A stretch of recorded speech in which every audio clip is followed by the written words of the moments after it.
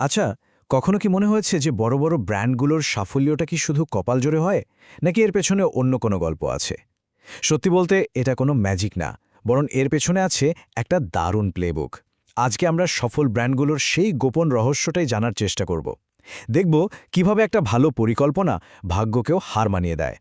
তো আসল প্রশ্নটা হলো কিভাবে কিছু ব্র্যান্ড সব সময় অন্যদের থেকে এক ধাপে এগিয়ে থাকে, মানে সবসময় দেখি তারাই জিতছে।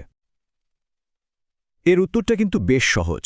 তাদের কাছে একটা পরীক্ষিত, মানে বারবার ব্যবহার করা যায় এমন একটা পরিকল্পনা থাকে।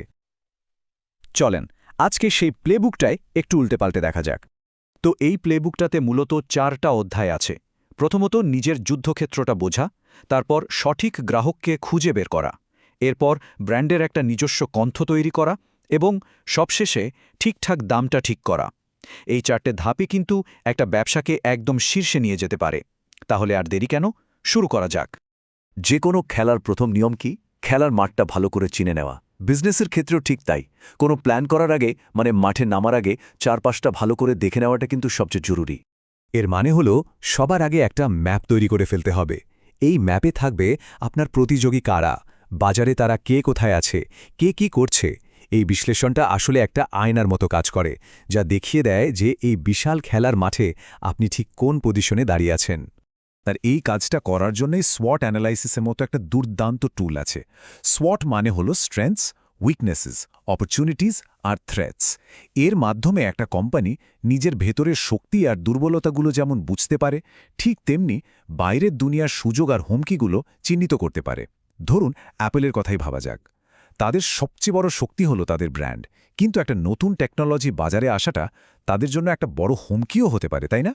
যে কোনো বাজার, আপনি যে বাজারেই যান না কেন, মাত্র দুটো মূল শক্তি দিয়ে চলে: চাহিদা আর সরবরাহ, মানে ডিমান্ড আর সাপ্লাই। সোজা কথায় মানুষ কতটা জিনিস কিনতে চায় আর বিক্রেতারা কতটা বিক্রি করতে চায়। পুরো বাজারটা কিন্তু এই দুয়ের টানাটানির খেলাতেই চলে। আর যখন এই চাহিদা আর সরবরাহ একদম মিলে যায়, মানে যত মানুষ কিনতে চায় ঠিক ততটাই জিনিস বিক্রির জন্য আছে, তখনই বাজারে একটা ব্যালেন্স বা ভারসাম্য তৈরি হয়। এই ব্যালেন্স পয়েন্টটাকেই বলা হয় মার্কেট ইকুইলিব্রিয়াম। আর এই পয়েন্টেই একটা পণ্যের সঠিক, মানে স্থিতিশীল দামটা ঠিক হয়ে যায়। ব্যাপারটা ঠিক একটা দাড়িপাল্লার মতো, যার দুই দিক একদম সমান হয়ে গেছে। আচ্ছা, বাজার তো বোঝা গেল। এখন তাহলে ফোকাসটা সরাতে হবে আরেকটু ভেতরের দিকে, মানে গ্রাহকদের ওপর। কারণ একটা কথা কিন্তু মাথায় রাখা খুব দরকার, আর তা হলো সবাই আপনার গ্রাহক নয়। সবাইকে টার্গেট করা মানে আসলে কাউকেই টার্গেট না করা। আর এখানেই আসে কাস্টমার সেগমেন্টেশন বা গ্রাহক বিভাজনের মতো একটা দারুণ আইডিয়া। এর মানে হলো বিশাল বাজারটাকে একটা বড় কেকের মতো না দেখে এটাকে ছোট ছোট স্লাইসে ভাগ করে ফেলা। প্রত্যেকটা স্লাইসের মানুষজনের চাহিদা, পছন্দ আর কেনার অভ্যাস প্রায় একই রকম হয়। এটার সুবিধাটা কি? সুবিধা হলো প্রত্যেকটা দলের জন্য আলাদা করে মার্কেটিং প্ল্যান বানানো যায়, যা অনেক বেশি কাজে দেয়। তো প্রশ্ন আসতেই পারে, এই যে গ্রাহকদের কথা বলছি, ব্যবসাগুলো তাদের সম্পর্কে এত কিছু জানে কিভাবে? ওয়েল, এর জন্য অনেক রকম পদ্ধতি আছে। যেমন ধরেন সার্ভে বা ফোকাস গ্রুপের মাধ্যমে সরাসরি প্রশ্ন করা হয়। আবার ধরেন সোশ্যাল মিডিয়াতে কে কি বলছে বা ওয়েবসাইটে কে কি দেখছে, এই সব কিছু অ্যানালিটিক্স দিয়েও কিন্তু বোঝা যায়। এই পদ্ধতিগুলোর মধ্যে সার্ভে কিন্তু খুব জনপ্রিয়। এর ভালো দিকও আছে, আবার মন্দ দিকও আছে। একদিকে যেমন সার্ভের মাধ্যমে খুব সহজে অনেক মানুষের কাছ থেকে ডেটা জোগাড় করা যায়, কিন্তু অন্যদিকে সবাই যদি সার্ভেতে অংশ না নেয় অথবা প্রশ্নগুলো যদি ঠিকঠাক না হয়, তাহলে কিন্তু পুরো সিদ্ধান্তটাই ভুল হয়ে যেতে পারে। বেশ, আমরা বাজার বুঝলাম, গ্রাহককেও চিনলাম। এখন পরের ধাপটা কি? এখনকার কাজটা হলো ব্র্যান্ডের জন্য একটা নিজস্ব কণ্ঠ বা ভয়েস তৈরি করা। মানে ব্র্যান্ডটা মানুষের সাথে কিভাবে কথা বলবে, তার বার্তাটা কি হবে, সেটা ঠিক করা। আর এই বার্তাটা সব জায়গায় একরকম হওয়াটা কিন্তু খুব জরুরি। আর এই আইডিয়াটাকেই বলা হয় ইন্টিগ্রেটেড মার্কেটিং কমিউনিকেশনস, বা সংক্ষেপে IMC। এর মূল কথাটাই হলো ব্র্যান্ডের সব চ্যানেল, মানে বিজ্ঞাপন, সোশ্যাল মিডিয়া, দোকান, সব জায়গা থেকে যেন একই সুর শোনা যায়, একদম একই বার্তা। কোকাকোলার কথা ভাবুন তো, তাদের হ্যাপিনেস বা খুশির বার্তাটা কিন্তু আপনি টিভিতেও যা দেখবেন, বিলবোর্ডেও তাই দেখবেন। প্রচলিত বিজ্ঞাপনের সাথে আইএমসির পার্থক্যটা কিন্তু আকাশ-পাতাল। একদিকে পুরনো ধাঁচের বিজ্ঞাপনগুলো ছিল অনেকটা একমুখী, মানে শুধু নিজেদের কথা বলে যেত, আর লক্ষ্য থাকত শুধু বিক্রি বাড়ানো।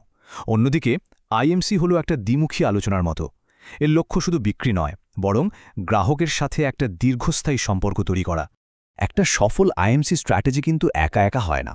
এটা অনেকগুলো জিনিসের মিশ্রণ, যেমন বিজ্ঞাপন, জনসংযোগ বা পিআর, সরাসরি মার্কেটিং, সেলস প্রমোশন, এই সবগুলো যখন একসাথে একই সুরে কাজ করে তখনই আসল ম্যাজিকটা হয়। ভাবুন, জনসংযোগ দিয়ে বিশ্বাস তৈরি হলো, আর সেই বিশ্বাসের উপর ভিত্তি করে বিজ্ঞাপনটা আরও বেশি কার্যকর হয়ে উঠল। তাহলে মোদ্দা কথা কি দাঁড়ালো? আইএমসি কেন এত জরুরি? কারণ প্রথমত, ধারাবাহিকতা মানুষের মধ্যে বিশ্বাস তৈরি করে। দ্বিতীয়ত, সব প্রচেষ্টা একসাথে হওয়ায় বাজেটের সঠিক ব্যবহার হয়, কোনো অপচয় হয় না। আর সব মিলিয়ে এটা এমন একটা শক্তিশালী ব্র্যান্ড তৈরি করে যা গ্রাহকদের মনে গেঁথে যায় এবং প্রতিযোগীদের থেকে সবসময় এগিয়ে থাকে। তো আমরা আমাদের প্লেবুকের একদম শেষ পর্বে চলে এসেছি, আর এটা শায়দ সবচেয়ে গুরুত্বপূর্ণ অংশগুলোর একটা, দাম ঠিক করা বা প্রাইসিং। মনে রাখতে হবে, দাম কিন্তু শুধু একটা সংখ্যা না, এটা আপনার ব্র্যান্ডের পরিচয়, এর ভ্যালু আর আপনার পুরো কৌশলের একটা বড় অংশ। যে কোনো পণ্যের দাম ঠিক করার জন্য একটা নির্দিষ্ট সীমার মধ্যে থাকতে হয়। এর একটা সর্বনিম্ন সীমা আছে, যেটাকে বলে প্রাইস ফ্লোর। এটা হলো আপনার মোট খরচ। এর নিচে দাম রাখলে সোজা সাপটা লস। আবার একটা সর্বোচ্চ সীমাও আছে, যেটাকে বলে প্রাইস সিলিং। এটা হলো সেই দাম যা একজন গ্রাহক আপনার পণ্যের ভ্যালু বুঝে সর্বোচ্চ দিতে রাজি আছে।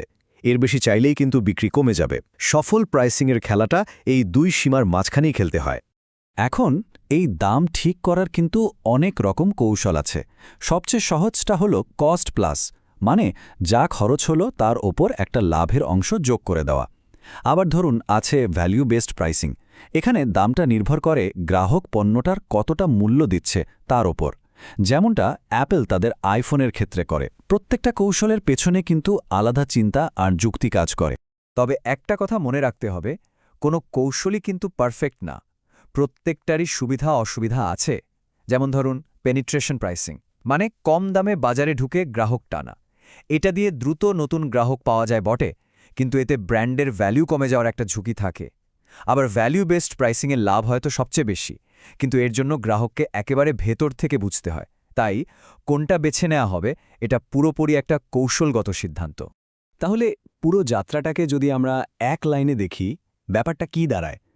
প্রথমে বাজারকে বোঝা, সেখান থেকে সঠিক গ্রাহককে খুঁজে বের করা, তারপর তাদের জন্য একটা পরিষ্কার ও একীভূত বার্তা তৈরি করা, এবং সবশেষে সেই বার্তার সাথে মিলিয়ে সঠিক দামটা ঠিক করা। এই তো। আর এই পুরো প্রক্রিয়াটাকে একটা মার্কেটিং ফ্লাইহুইলের সাথে তুলনা করা যায়। ফ্লাইহুইল যেমন একবার ঘুরতে শুরু করলে নিজের গতিতেই ঘুরতে থাকে, এটাও ঠিক তেমনই। এই ধাপগুলো শুধু একবারের জন্য নয়, এটা একটা চক্রের মতো, যা ক্রমাগত একে অপরকে শক্তি যোগায় আর ব্যবসাকে লম্বা সময়ের জন্য সাফল্যের পথে এগিয়ে নিয়ে যায়। চলুন আজকের আলোচনাটা একটা প্রশ্ন দিয়ে শেষ করা যাক। নিজেদের পছন্দের কোনো ব্র্যান্ডের কথা একটু ভাবুন তো। সেটা যে কোনো ব্র্যান্ডই হতে পারে।